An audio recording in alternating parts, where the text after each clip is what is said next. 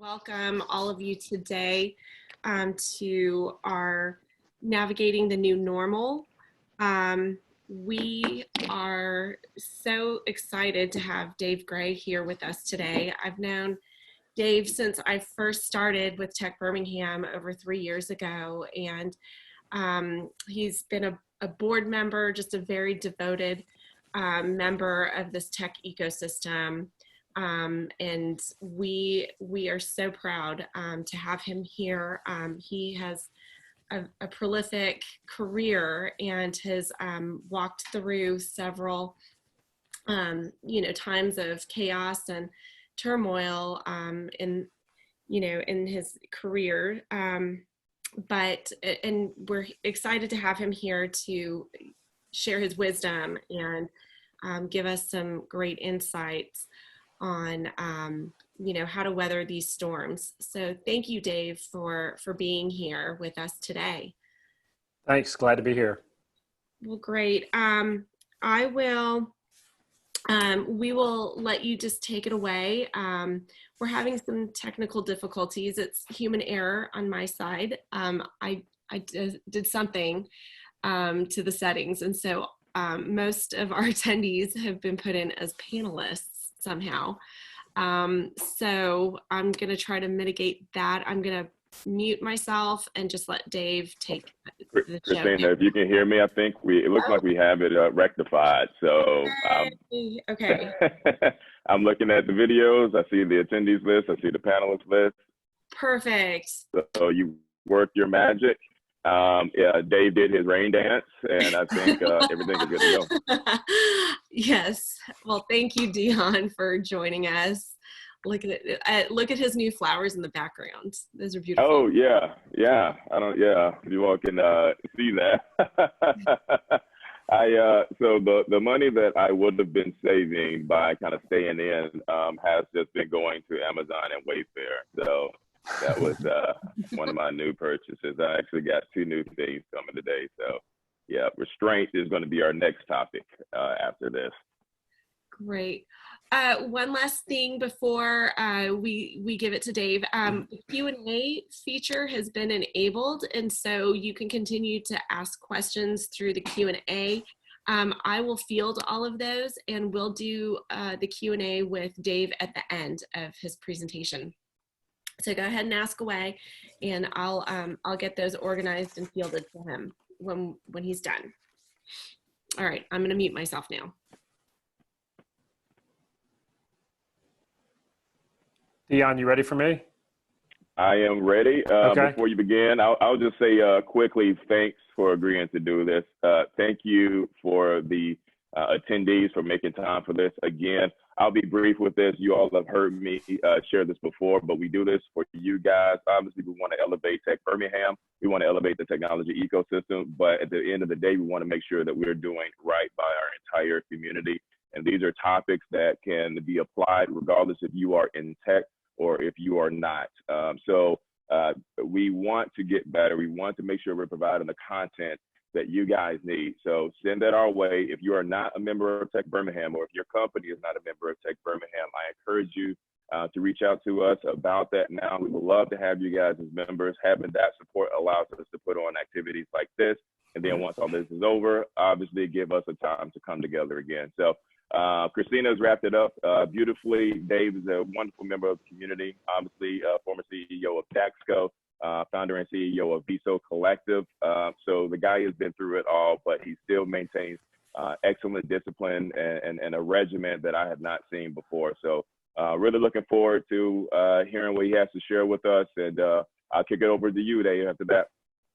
Okay, thanks, Dion. And thanks, Christina and Rebecca, for getting this all set up. And I appreciate you guys inviting me to share my thoughts and opinions. And I appreciate people dialing in. It's funny, we're all adapting to kind of a new world, obviously. And one of the things I found even as I was preparing slides for this is in the new normal of being on Zoom calls, the default is everybody ends up on the right-hand side of your screen. So you have to like left justify all of your slide presentations. So for the anal retentive among us who want everything centered, I tried to put stuff to the left so you could actually see it as much as possible. So hopefully that's helpful. So I'll jump in. I think it's been interesting. And I've been having several conversations with lots of different types of people over the last 2 weeks, like the rest of you have. And I was in California on March 8th. I was in LA. I was having a conversation with two investment bankers a couple days later. And 30 minutes before that call, they had the shelter in place order put in place in San Francisco. And it's amazing how in just a month, it went from everything was perfect and fine to where we are today. And it seems in a lot of ways like it's been a lot longer than that this has been the new normal, but it's really only been a month or so for those of us who are under shelter in place orders and can't go back to the office and we can't hold live events, but it's amazing how fast it went. And I feel like, I'm going to talk about this a little bit later. I think to a degree, we probably all got a little fat and happy. Everything seemed like it was going really well. And, for those of you who have heard me speak before, some of the stuff I'm going to talk about today is going to be hopefully very familiar, that it's consistent. But the economy was flying high. Everybody, to a large degree, or lots of people anyway, seemed like they were this rocket ship and all their charts were up and to the right and everybody was on this kind of high and doing really well. And as I've talked a lot over the years about this, the reality is even when companies feel like that from the outside, the reality is all businesses are dealing with lots of twists and turns and ups and downs. And then usually I'll share the fact that unfortunately you'll hit times where it feels more like this. And I think, most of us, not all of us, but most of us are probably feeling this way now, where we just feel like things are completely off track. And I'm sure some of you guys probably feel like things are relatively doomed. I would assume there are people on this call who have lost jobs or have friends or family members who've lost jobs or have been affected by this on the health front. And so this can be a scary situation that we're in. And so for many of us, we're feeling way out of whack from what's normal. And so I think the question becomes, what are we going to do about it? And that's what I'm going to try to talk about today is what do we do about it in situations like this? And so, the one thing I'll say is that none of this is rocket science. Nothing I'm going to say is all that revolutionary. I'm feel a little silly even being the host of this call today, because I'm sure there are people listening in who have probably better game plans and better ideas and have spent a lot of time thinking about this. A lot of what I'm going to talk about is probably relatively obvious, but I want to keep it simple. And these are really just my opinions and perspectives, and they're not necessarily based in science, but it's my opinions and perspective after having lived through bad situations in the past. I won't say similar situations because I'm not sure any of us have ever been through a similar situation. I think it's just they're different. And then, as Christina said, at the end of this, we'll leave time for questions, and hopefully that'll be kind of where the meat of the conversation goes. But what I wanted to do is just hit on three quick kind of simple things. One is that we need to plan, we need to act, and we need to communicate. And so those are the kind of the three topics I'm going to hit on. Under plan, I think there's a couple phases of planning we need to do. There's the now, and then there's the next. There's like, what are the things we're literally doing right now to react to this? And I assume, or I guess I hope that everybody on this call has taken some action and aren't just sitting frozen and paralyzed by what's going on around us, that people have already started to take real action to deal with this current situation. But my guess is, having said that, there's a lot of people listening in, or a lot of people in general, who probably haven't taken enough steps or the right steps yet. And so there's still time to act, but there's things we have to do in the very near immediate future.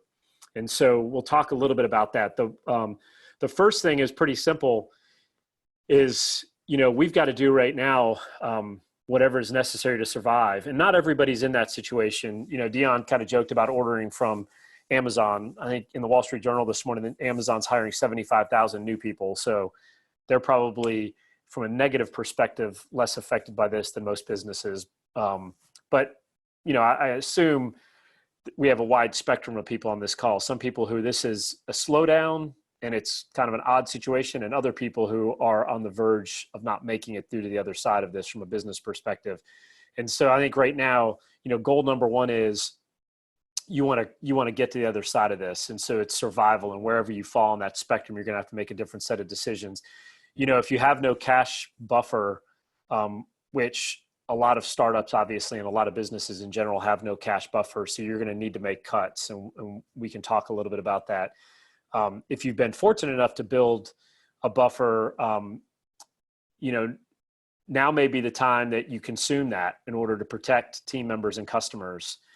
And if you have investors, that may be a difficult conversation to have, because oftentimes investors don't want you to dig into that cash reserve. They would rather have you make expense cuts and maintain certain levels of profitability and cash flow for other reasons. And so you need to make have those conversations with whoever's involved in your business. But if you've got the ability to do it, and I'm sure a lot of you have watched on the news recently, particularly on the business news, companies like Starbucks and Salesforce.com and Cisco and others that have made the pledge not to do any significant layoffs during this time. And those businesses are all examples of people who have generated lots of cash and have the flexibility to weather this storm in a way that doesn't negatively affect their employees or their customers. And so I think there's a really good lesson to be learned there, right? And we'll talk about that in a little bit as well. So, but goal number one is to survive.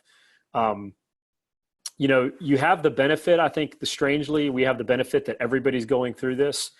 There's been other kind of financial crises in the past, even the last one, and the dot-com crash, and others where it felt like it was more specific to segments of the market, or maybe it was the market you were in or the customers you were serving, or it could have been your business model, whatever. In this case, like, everybody's being hit by this to some degree. And I say everybody's a little bit of an overgeneralization, but for the most part, everybody is suffering from this. And so I think to a large degree, we're going to be given the benefit of the doubt. And so again, it's just get to the other side of this and survive. And I think, hopefully if there's a relatively reasonably fast recovery, I think we'll be able to point back to this and say, well, yeah, everybody was dealing with this quarantine coronavirus pandemic that affected everybody's business. But look, we got through it, and now we're on the other side and we're thriving and we're growing the business again. And so I think that needs to be number one. But having said that, at the same time, people are going to remember how we act during this time. So, how much compassion and empathy and integrity and selflessness, the contributions we make to our community, the contributions we make to our customers, all those things are going to matter. And so people are paying attention to how we're acting during this too. So assuming we survive the other side, people will remember the actions we took. And I think you have an opportunity to really strengthen customer relationships during this time, that you'll build bonds that are difficult to do in the good times. So I think that's, hopefully one of the upsides of this is that we have opportunities to really show who we are as partners to our customers and to our employees. And so the other piece of this is, I've talked to a couple of groups about this recently. In fact, I just wrote a blog post about this. There's this really probably one of the most impactful books I ever read, business books or kind of personal help books in my life, was Stephen Covey's 7 Habits of Highly Effective People. I read this back in 1995, so a long time ago. And there's this concept that really stuck with me. A lot of concepts in the book are really good, but one that really stuck with me is this circle of concern idea. And it's things like people spend a lot of time thinking about their circle of concern, things like the economy or world politics or what somebody else is saying about you or the weather, or in a situation like this, of course, the pandemic and how this has changed kind of the world in which we live in.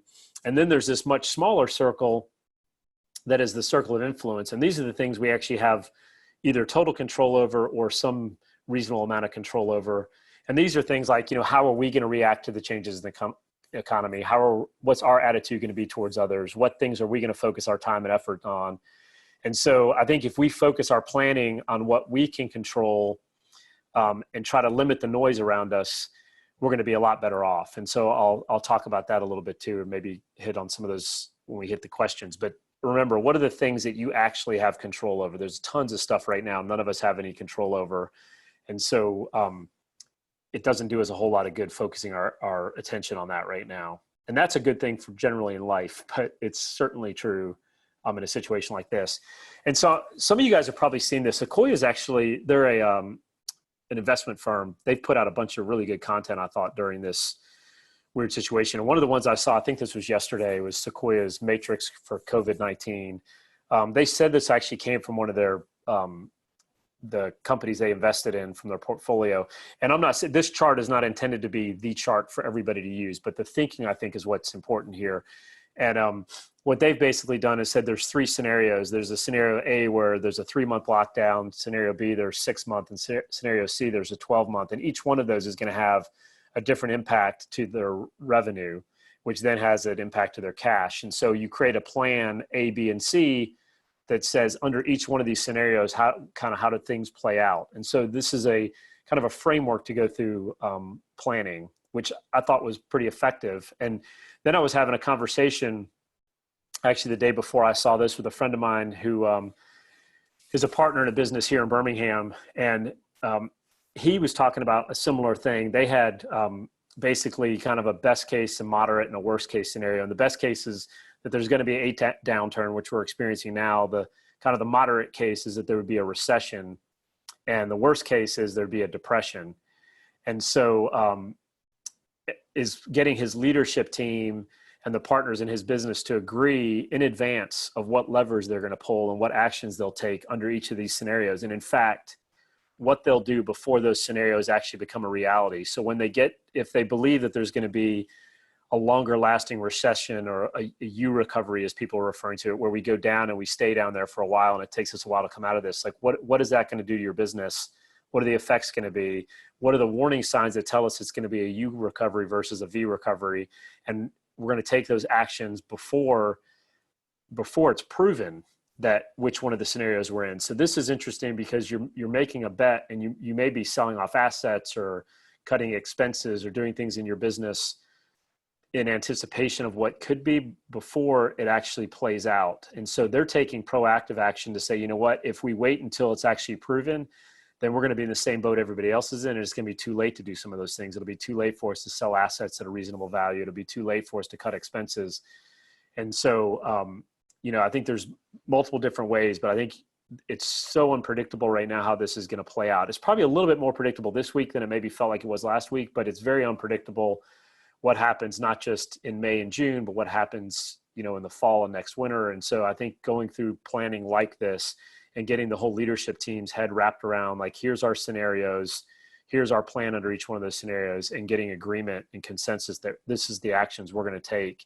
And we're going to do that very quickly so that we don't get kind of a paralysis by analysis, and we don't freeze with emotional reactions to things. Instead, we've thought through this and we're like, okay, if X, Y, and Z happens, this is what we're going to do.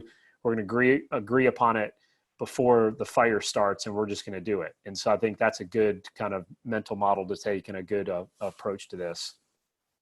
And Christina, let me just make sure everything's still good, because I've lost all the videos, and I just want to make sure you guys did that on purpose.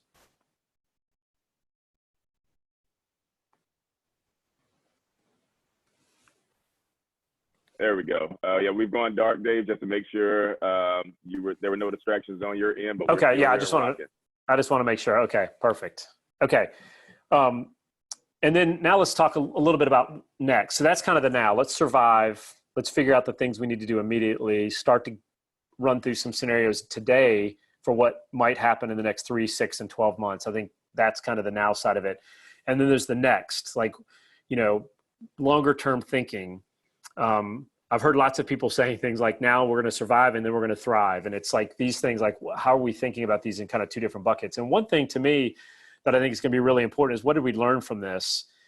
And like, not wait until this is all the way over, which none of us know when that's going to be, but let's start thinking about it now. Like, what did we learn? My guess is most of us wish we had done more contingency planning and emergency planning before this, right? Did we create a situation where literally none of your employees could come back to the office? How are we going to deal with those things? If you're in a manufacturing scenario, what does it mean to be socially distanced? People who run small businesses that have very small, lean teams, what are we going to do? So like, contingency planning as a core competency, I think, is going to be something that's really important. So we can pull the trigger immediately. And again, like I said at the beginning, we kind of got fat and happy in the economy we were in. Now, hopefully this will be kind of just a muscle we build, is how do you plan these emergency and contingency plans so that we just have them kind of in waiting for the next time something dramatic happens. And so hopefully that's something we've learned from this. I kind of referred to this before, my examples of Starbucks and Salesforce and those guys. There's a lesson learned in generating and maintaining a cash buffer, is, an increased focus on cash flow and creating that buffer.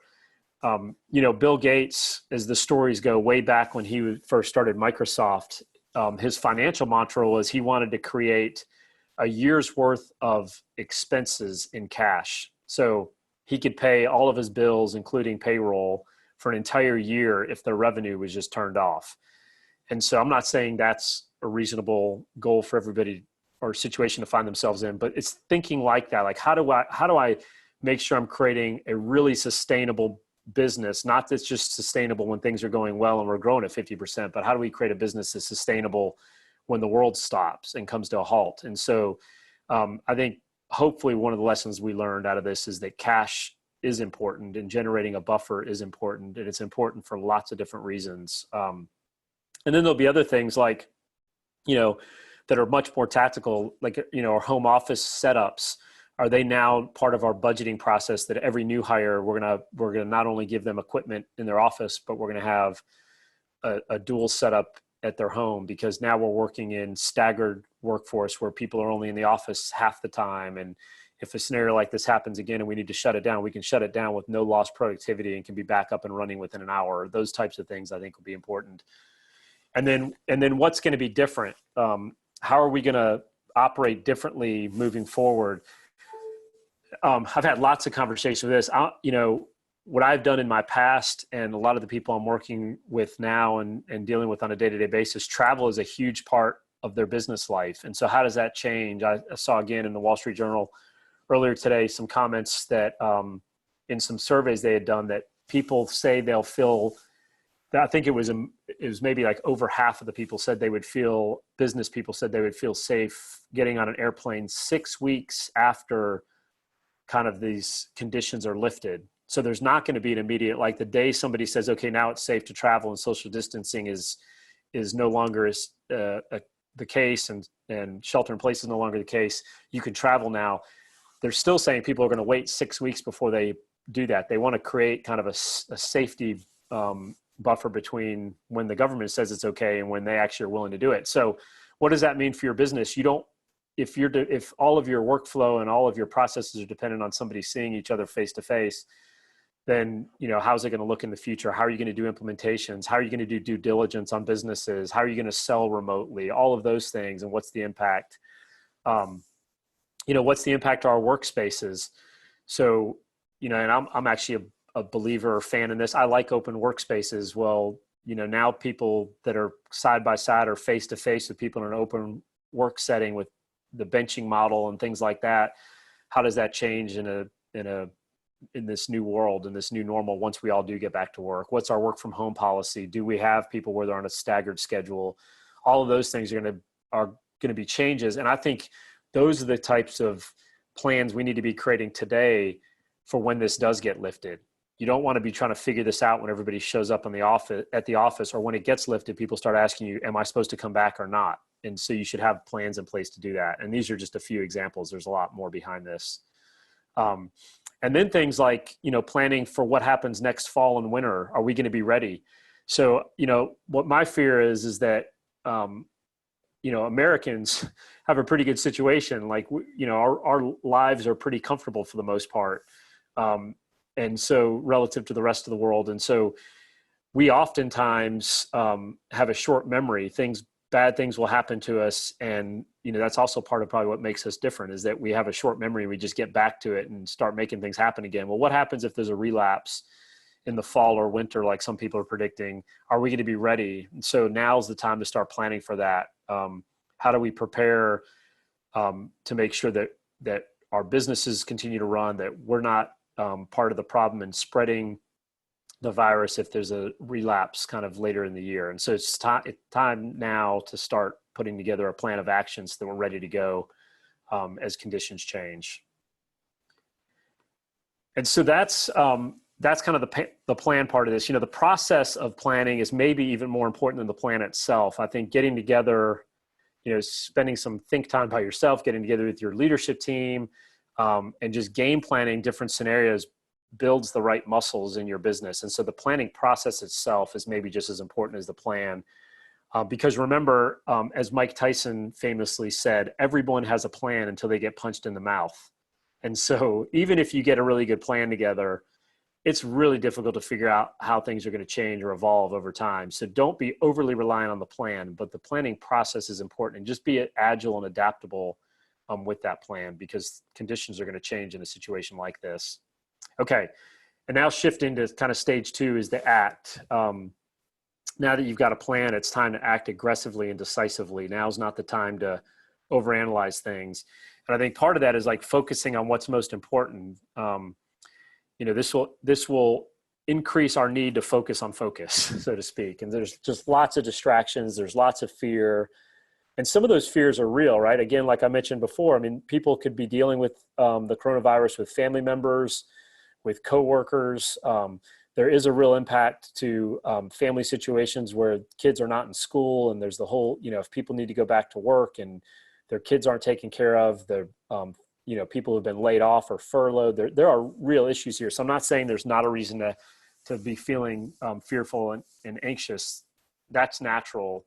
And we're all kind of going through just a different way of living and operating.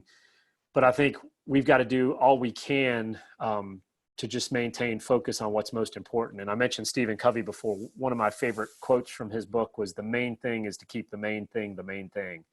And so every day asking yourself, what is my main thing? What's the thing I need to get done to keep moving forward? Whether you're in survival mode, or whether you're in shifting your business model mode, or whether you're in, you've got so much business that you're just trying to figure out how you change processes to handle this influx, because some businesses are having a real uptick in their business because of the coronavirus. And so how are you going to deal with that? So it's every day asking yourself, what's my main thing?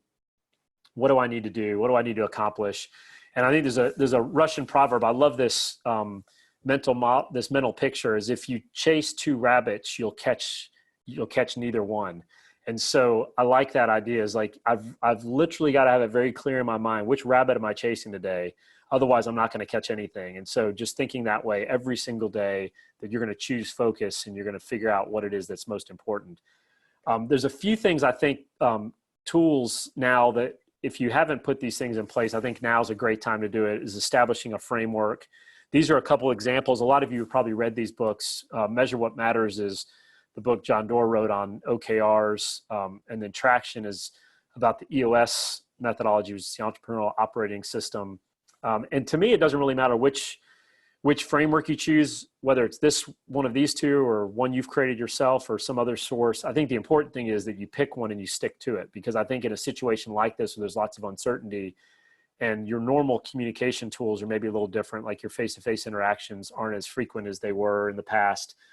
I think these are really good frameworks to help you just make, drive more clarity across your team. And in fact, I think, those 2 frameworks and others that I've read about, they all seem to come down to the same fundamental concept, is we need to kind of, as a company, as a team, there's basically 3 big things we ought to be focused on over a period of time. So whether that's a quarter or a year, and there seems to be some magic in that number of 3, is that over a period of time, you should not have 17 major initiatives you're chasing, but you should be able to boil it down to a very short list. And so figuring out what those 3 goals and objectives are for the quarter and for the year are really important. And then making sure that goes all the way down to the individual. And I think those frameworks, in essence, that's kind of the fundamental structure behind those. And then at an individual level, there's a couple really good books called The One Thing and Essentialism that helps you with this focus topic. And then more from a business concept perspective, this Profit from the Core is a great book about really digging deep into your existing customer base and understanding how you can solve new needs for them. So those are all kind of ideas around focusing yourself and your business during this time.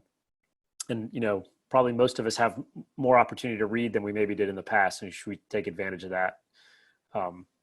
Okay. And then the other thing that I've been thinking a lot about, and I'm guilty of this. I know Dion said that I'm disciplined at the beginning of this. I laugh at that because I feel like I'm never as disciplined as I need to be. And so there's all these things I will say in my own mind or sometimes out loud to other people that, I don't have the time. I'm too busy. I'm traveling too much. There's too many other things going on.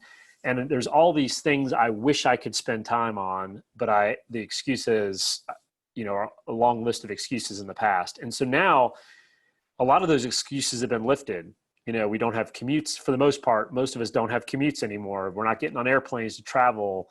We're not having to drive all over town to usher our kids back and forth to practices and dance recitals and all these things. And so, take advantage of that excess time. Some of that you ought to spend with family, your core family in your house, or with your family via video conferencing, whatever it is. But you also ought to take advantage of that. What are the things that you've made excuses about in the past? Is it creating a framework like I just talked about? Is it developing more content or starting that blog you've been talking about? Is it creating a new implementation process for your customers because now you're not implementing new customers because everybody's in a pause mode? Well, take advantage of this opportunity to create an entirely new process. Go to the whiteboard and wipe it clean and start fresh and say, if I were to do this all over again, how would I, knowing what I know today, how would I create a new implementation process? So when all this gets lifted and they say go, you're ready with new and improved ways of doing business. It's reading more. It's actually, starting a virtual reading group. It's the things you say you wish you had time for. Now we ought to have a little bit more excess time. So don't waste this, this gift, so to speak. And then another idea is to be your customer's advocate, be their coach, be their trusted advisor. I've seen some really good examples of businesses doing this over the last few weeks. A lot of you have data across, dozens or hundreds or thousands of your customers. And oftentimes your customers are out on an island by themselves trying to figure this out. So leverage that data. Look at what customers do you have that are weathering this better than others. Share those best practices with all of your customers. Do webinars, do emails, do videos, whatever it is to help show them what's working and what's not. You most likely, if you're tracking your customers' behavior. Dave. Yes. I'm so sorry. Did not mean to cut you off. Yep. Two things. One, I noticed that your acronym, planning, action, and communication, is POC. So I've taken the liberty to call your plan Tupac. The second thing, that's I like free. that. That'll give me more street cred. Exactly, right? We all need that. So Tupac, thank you. But the second thing, if you had slides, I saw a question pop up. I'm not sure if you were sharing your screen or if you had slides that you wanted to share as you were talking. Just wanted to call that to your attention. Well, I'm sorry, what was the question, Dion? If you had slides that you were sharing on your end, somebody had asked if they were supposed to be looking at slides as well. Yeah, that's why I was wondering, I think you guys might have taken my slides off. Gotcha. Okay. Can you request? Yeah, I've had slides the whole time. So let me see. Hold up just a second. Sure thing. Take your time. And while you do that, I will say thank you. I saw a couple of board members actually join. And so I think we have Mike Shaw and Lisa Kianoff. Lisa has just been absolutely, she is such a delight. Super glad to have her as a board member. And Mike Shaw, of course, wonderful, famous city councilor from the great city of Hoover. He's joined. And I saw my friend Nadine. We were actually texting. But Nadine, we haven't caught up in a while, so I'm assuming she's probably still over in Ireland. But just a remarkable individual and a great champion for the work that we've been doing in Birmingham. So thanks for joining in, Nadine. And of course, thanks to everybody else for hopping in. So I will hush up now. It looks like we have the screen. Dave, how are things looking on your end? Yeah, I can see them now too. I think when they cleared out my video so they wouldn't distract me, I think it automatically unshared me for some reason. So I thought you guys were seeing these slides the whole time. No, but they're really, for those of you who know, I'll show you just really quick because for those of you who want to see maybe what, did anybody see these? I don't know when they turned me off. Yeah, I don't think we've seen these the entire time, unfortunately. Okay. I will. Okay, really quick then. I'll jump sure. in and we'll keep this going. So there's only a couple. And we'll share this out to everybody who participated via email and all of that. Yeah. Okay, and there's only a couple that the visuals really matter that much anyway. So I was talking about the goals, number one. This is the circle of influence, circle of concern kind of visual. And then this was the matrix, the Sequoia matrix for COVID-19. So if you want to look this up, if you actually search Sequoia's matrix for COVID-19, you'll see they wrote a blog post about it. and you can actually get an image that's showing here. And so that's one thing. And then the only other really probably thing, that's my rabbits. These are the books I was talking about, Measure What Matters and Traction. These are the two books when I was talking about the frameworks. That's the OKRs and the EOS framework. Did you just switch? Because I cannot see that on my end. By the way, awesome suggestions. I love EOS by Gino Wickman, I believe. That is, fantastic. Audience, it seems that our audience are able to see the slides. Okay, all right, that is fantastic. Yeah, because I'm seeing it, it's now saying that it's sharing. So it says sharing is pause. That is fantastic. It seems to be stuck on my end, but I will ask the attendees if you all cannot see it or if something changes. Just let us know, and Dave, I'll just pop in and politely interrupt. Okay, so we're seeing folks saying it's stuck on their end as well. They're not progressing. Okay. So we will see if, okay, there we go. Now. Okay, hold up a second. Let me do this. Thanks for everybody in the chat. We really appreciate it. If we ever encounter things like that, definitely throw a hand and a flag up and let us know. Thanks, Chris. And maybe, I'm not sure why it's doing that. So I'm not touching anything other than my slides. So I'm going to go to the non-play view and see if it helps, because it seems like when I hit play, it's losing. So these are the three books I mentioned before. The One Thing and Essentialism are the two kind of personal focus books that I highly recommend. And then Profit from the Core is really good from a company perspective. And then the rest of this is really, we're caught up now.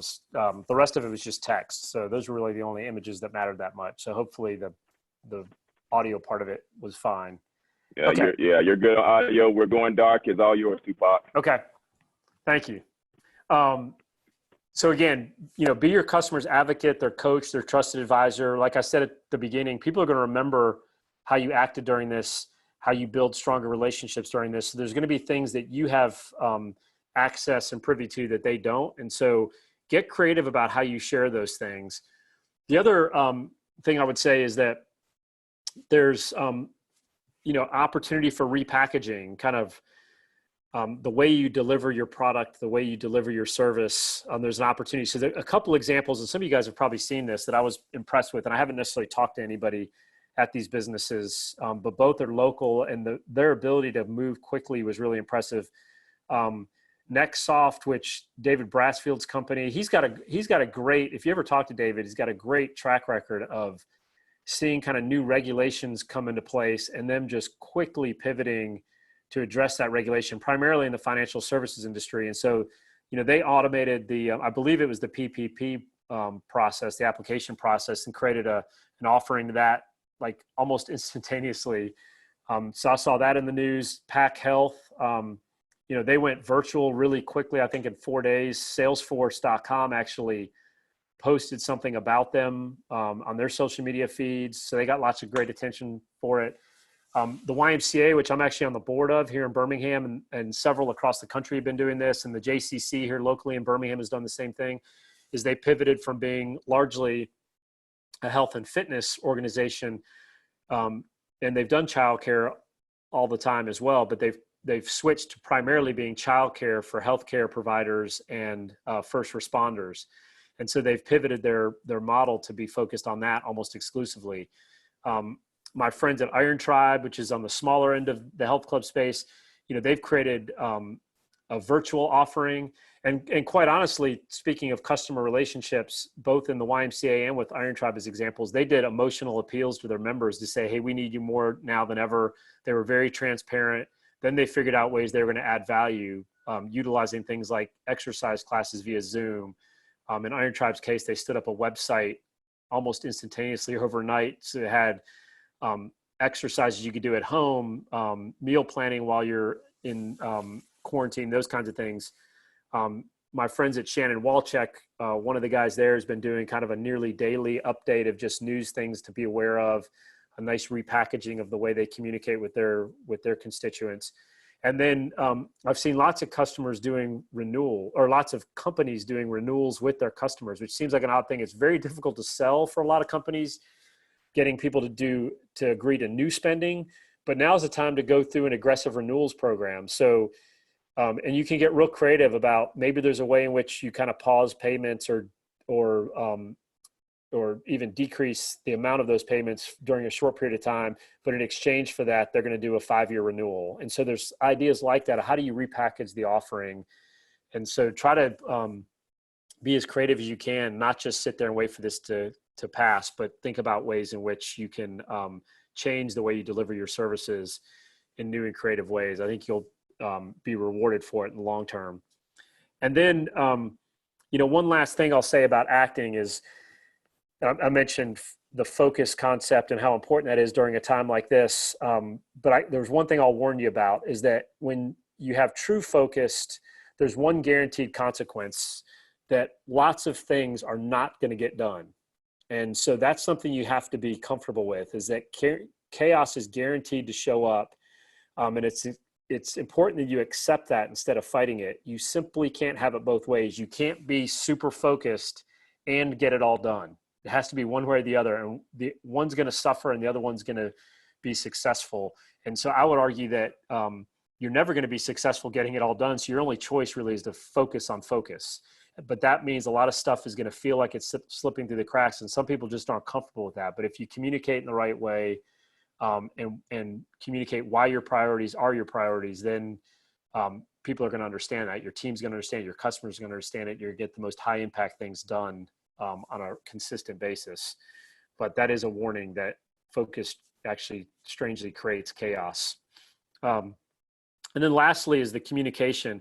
This is for anybody who's heard me speak publicly about culture and stuff, have heard me use this quote before. And I love this because I've been guilty of this myself. The single biggest problem in communication is the illusion that it has taken place. And so I think a lot of people assume because they said something once, or because they sent something in an email one time, that everybody understands it and has digested it. But that's just not the reality. And so I think we all need to have everybody who's in a leadership role needs to have the mentality of being a chief communication officer. That means, whether you've got a team of 1 or 100, you are responsible for communicating effectively to your constituents, your 1 team member or your 100 team members, whatever it is, that's your responsibility. And so that's an important mindset to have, in particular in situations of uncertainty, which is what we're in right now.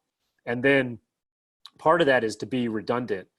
And the rule of thumb we've always used is you should say important things at a minimum of 7 times, and using 3 different mediums. So it could be an email, it could be a blog, it could be a video, it could be a live Zoom meeting, but people digest information different ways. And so if something's really important and there's that one thing that you're focused on that you want everybody focused on, you need to keep repeating it. You need to be very redundant, which a lot of people are very uncomfortable doing that, but you have to be redundant for it to sink in. And that's with your team and with your customers. And then if you have investors or a board of directors that you're responsible for communicating to, my recommendation would be, I would be sending my board an email, particularly if you're in a situation where cash flow is an issue and this has really affected your operations. I would be sending an update, even if just a simple paragraph, every single day, or at least every other day. And then a practice which I've done for the last 10 years or so with my boards of directors, I've always sent a weekly update, which I usually send on Saturdays. It's just called the weekly update. And it's just a highlight of what happened that week. It's, some of it's relatively tactical, some of it's strategic, but it just keeps everybody kind of in sync. And so I would strongly recommend doing that. The more communication you do with people who are concerned about your business, the better off you're going to be. You don't want to leave people guessing or wondering, or everybody, particularly like investors and board members who have other businesses they're involved in, are stressed about a lot of stuff. And the more clarity you can drive, the better off you'll be. And part of that is transparency. We're in a period of uncertainty, and that makes people very nervous, and transparency breeds trust, and trust is going to reduce fear. And eliminating fear is really one of the greatest things that are going to strengthen your culture and your team's productivity. And again, that's particularly important in a situation like this. So the more transparent you can be, the better off you're going to be. And even pushing beyond maybe your normal comfort level about how transparent you are with your team. And even with your customers, I've seen some amazing communications back and forth between vendors, so to speak, and customers. And the transparency that the good companies are showing with their customers, even when it's really bad news. Customers appreciate that because they're in similar situations. And so I would just really recommend doing that. And then body language and tone matters all the time as a leader, but it's going to particularly matter again in times like this. And so that's difficult to convey in an email or even in just audio phone calls. And so I think that's why, video calls are a lot more important. I would try to do that as much as possible. I posted something last week on the fact that it's the new etiquette is you got to turn your camera on. You should not be on a video call, particularly internal meetings where you don't have your camera on. People need to see your face. They need to read your body language, your facial expressions. If you're in a leadership role where you have relatively large teams, I would recommend not sending long emails. Instead, do a quick video message and email that video message out to them. It's going to carry a lot more weight than just them sitting there and reading it. They can't pick up on your tone and body language when you do that. Okay, so just because we're getting short on time, we had to go back and replay some of that stuff. I'm going to wrap up there. Those are the 3 topics, but a couple things before I end. One is that, in times like this of high stress and uncertainty and just kind of everybody being out of whack, so to speak, this stuff is important all the time, but I think it's particularly important now. Get in an exercise routine. Try to eat as healthy, as reasonably possible during this time, and make sleep a priority. If you're not doing these things, that it's only going to make your stress level and anxiety level a lot worse. And so try to get, decent amount of exercise, nutrition, and sleep during this time. And Nate Schmidt, who many of you guys know is with InstaGift and now with Techstars, he had a quote in a presentation I heard him say recently is, "You're doing the company's work when you take care of yourself." And I think a lot of leaders and people in general try to, sacrifice, so to speak. And the reality is you're only hurting your business. You're not helping it by being unhealthy. And so do what you can to be healthy. And lastly, I'll say there are great stories. I love biographies and autobiographies about business leaders, particularly those who have not had an easy route getting to where they got. And so these are 4 really good examples. Probably these are all kind of up there high on my list of all time best books. I love Shoe Dog though. Nike was a mess for 25 years. And so if you ever feel like your business is a mess and you want to keep, you want the inspiration to keep fighting through, I think Shoe Dog's a great example because Phil Knight just never gave up. And for 20 years, he just kept pushing and kept pushing. And I think a lot of us just assume Nike's always been a great success, but it took him a long time. And so if you're looking for inspiration from others and you have time to read during this time, these are some great examples of, that would show you difficult paths to success that others have experienced, and might be some learnings in there for you. Also on my website, on Biso Collective's website, there's a resource page, and I have a lot of these books listed there too, if you're interested. And so there's my contact information. We'll shout out the link, a local company. So if you hold your camera up to that QR code, it'll connect you with my contact information. And then you've got my social media stuff there at the bottom. So I will pause there, knowing we've only got a few minutes left. Christina. I apologize. So what I was trying to do was earlier, I knocked you off of the screen share. I was trying to do split screen so that we could do a side-by-side of you talking and also having the slides. That's fine. No problem. I apologize. Still learning how to use all of these new platforms that I've never had to use before. But we do have a question from the Peanut Gallery. One of our guests has asked, I know you've practiced a lot of transparency and leadership, and you just touched on that. In uncertainty, do you ever recommend amending how transparent you are in order not to alarm or worry your team? Example, if the answer to what next is, I don't know, do you share that? Yes, that's a great question. I've actually had this conversation with some early stage companies over the last couple of weeks about that very topic. And I've thought about it myself. When I was leading Daxko, things were not always rosy. And so we had situations that, would I want the entire team going home thinking about the same stuff I knew every single night? Maybe not, because it's maybe not all that healthy. So I think there is a balance to a degree. I think sometimes people can misconstrue transparency for like throwing up all of your concerns and worries and letting everybody else share those. I don't think that's probably what a leader ought to be doing. I think a leader ought to be figuring out what are the critical things? And this is kind of the lens I would think through it, is like, and this will be obvious to you. I'm not the smartest person in the room. And so if I've got a team of 3 people or a team of 300 people, I know somebody in that group is smarter than me. So if I let them know about the important things I'm trying to figure out and transparent about that, my hope is that one of them is actually going to have a better idea. And so if you think about it kind of through that lens, hopefully you'll say, okay, I'm not going to tell them that I'm freaking out because the economy is crashing and I'm scared about the coronavirus and my grandparents. That's probably not all that helpful, that you're conveying to them that you're freaking out. You may be freaking out. Some of that goes back to the body language. You probably need to contain that a little bit, because as the leader, you need to instill some confidence in your team as well. But I do think it's, saying the fact that, hey, our revenue's been cut in half. Here are the measures we're taking. Here are the measures that are under consideration. Here's the things we're trying to do so that we don't have to go to the bad steps of this process, and that we're trying to maintain the health of this business. And so I think being transparent about those things. And so I would push probably beyond where most people are comfortable, but it's also not just throwing up all your concerns and worries on the table and putting that weight on the rest of your team. Particularly, not everybody's going to have the same life experiences as you. And so you don't necessarily, it's not healthy always to do that. And so it's a balance. It's gray. There's not a black and white that says these are the 3 things you should share and these are the 3 you don't. You have to use good judgment, but I would push it beyond your comfort level. That's a great advice. Today I was also reading, you mentioned earlier in the presentation that, to plan for the possibility of a second wave.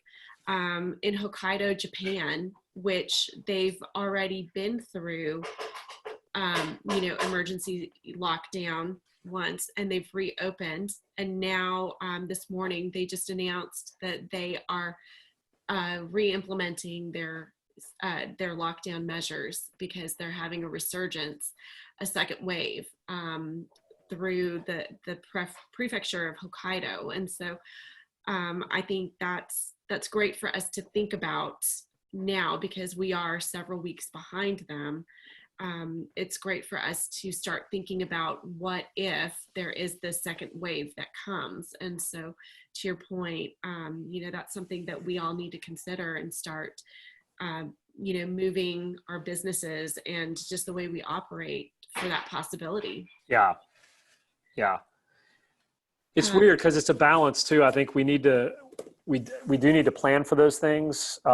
And we need to have contingency and emergency plans in place, but I also think we don't need to overdo it. We need to also be thinking about how do we maintain some reasonable level of productivity and keep pushing forward, and thinking about how can we be successful, not just how can we react to emergency. It's got to be a balance. And so we can get, and the news doesn't help with that. So, consuming news at a light level and not over, don't have CNN on in the background 24/7. It's going to drive you crazy. There's things you need to do. There's certain sources you can go to for good information. Grab a little piece of that and then get back to your business, get back to reading, getting back to personal development, things like that. But I think people can overdo the CNN and all that. So now, okay, on the flip side, what positive things have you seen in the recent weeks? Some innovative ideas and just innovative solutions that businesses come up with to confront this situation? Yeah, I mean, some of the ones I mentioned before, I think people who like Pack Health and Nextsoft and others that are in town, even that have done this, what the Birmingham Y has done. I think people who step back briefly and say, okay, how has the world changed? What are we uniquely positioned and talented to do to react to that? And then quickly doing it. And I think in all 3 of those examples, they're all pretty different businesses. I think, Procter Hughes, another good example here locally that seems like they've had a really quick reaction to this kind of new normal. And so I think, there's lots of examples of people doing that, where they again, briefly step back. What are we uniquely talented to help with? And then quickly taking action. Thank you, Dave.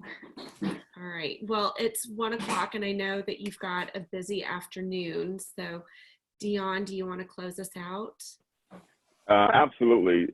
Dave, I cannot say thanks enough for sharing this with us. It was really encouraging to see a lot of the resources that you put up there. The essentialism, cannot say enough great things about that. Just so many. I really encourage you all to go to bisocollective.com, check out those resources.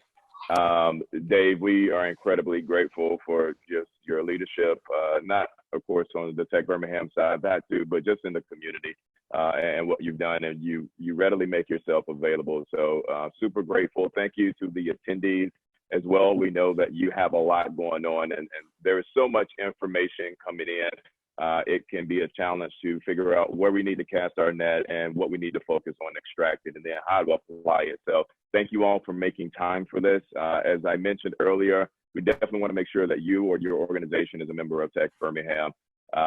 Reach out to Rebecca Dobrinsky, Rebecca@techbirmingham.com if you're interested in membership. We have a lot of other activities going on as we kind of pivot to a virtual model as well. So feel free to reach out to any of us, and be on the lookout. We're going to send a survey and a recap. We also post these videos to our YouTube channel. That is youtube.com/TechBirmingham. Be on the lookout for the next webinar session that we have as well. And with that, we'll say thank you, extend our appreciation, and we'll see you all next week.